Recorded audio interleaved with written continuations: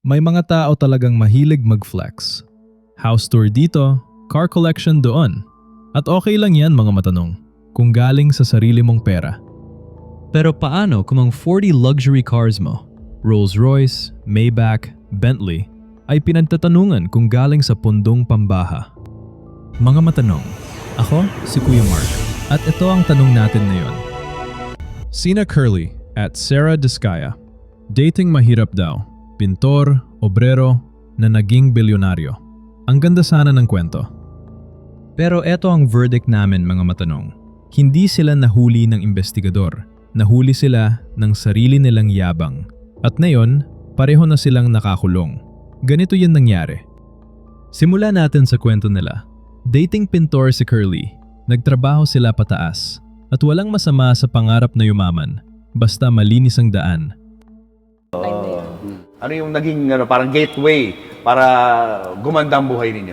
Nung nag-DPWH kami. Ayan, okay. Paano yan? Paano kayo nakapasok doon? Bali, nakapasok kami doon, nag-bid lang at saka nagkaroon ng opportunity at ginandahan lang namin. 9 companies ang pag-aari ng pamilya. Noong 2022, ang Alpha and Omega nila ay pumusta sa 491 na flood control project. Nanalo ng 71. At ang bunga, 40 luxury cars. Rolls-Royce Cullinan na 42 million. Maybach na 22 million. Bentley na 20 million. Hindi yan bisikleta mga matanong. At noong 2025, tumakbo pa si Sarah bilang mayor ng Pasig, laban mismo kay Vico Soto. Natalo siya, pero ang mga sasakyan niya, sumikat.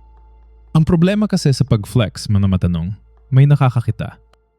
Hulyo 2025. Sa mismong SONA, sinabi ng Pangulo, may mga anomalaya sa flood control. Nagsimula ang paghuhukay. Ang natagpuan, 421 na ghost project sa halos 8,000 na sinuri. Ang tinatayang nawala sa ekonomiya, 42.3 hanggang 118.5 billion pesos. At habang multo ang mga proyekto, totoo ang baha. Totoo ang mga bahay na lumubog. Totoo ang mga namatay sa bagyo. September 1, 2025, humarap si Sarah Discaya sa Senate Blue Ribbon Committee at doon, nagsalita ang mga numero. Samantalang, ilan yung luxury cars mo? Nasa 28 po.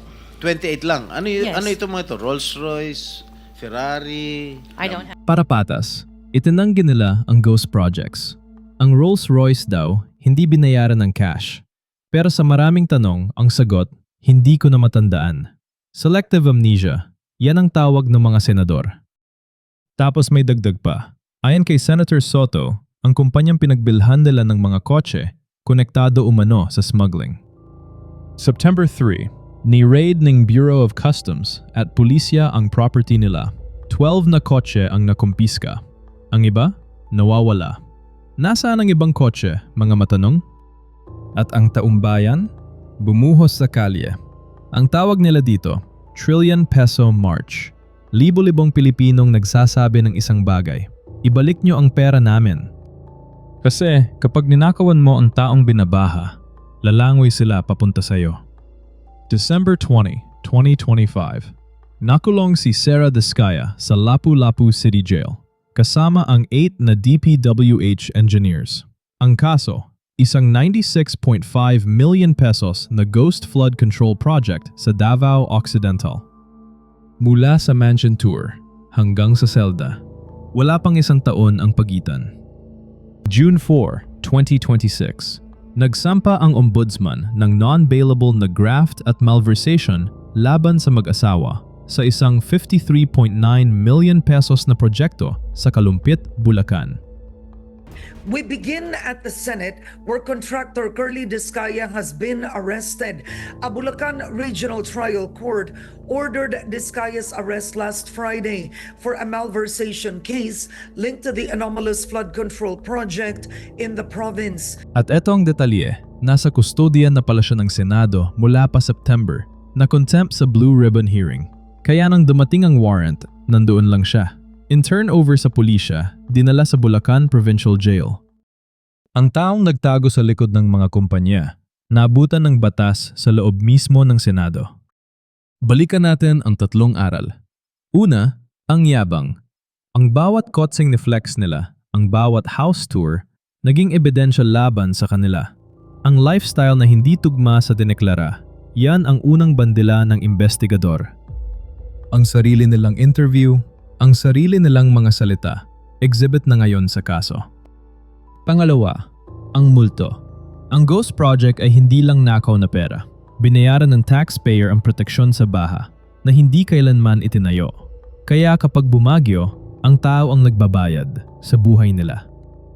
Ilang classroom kaya ang 118 billion pesos? Ilang ospital?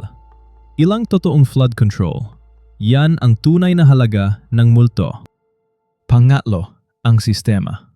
Hindi sila nag-iisa. May 8 na DPWH engineers na kasama sa kulungan. May mga opisyal na kasama sa kaso.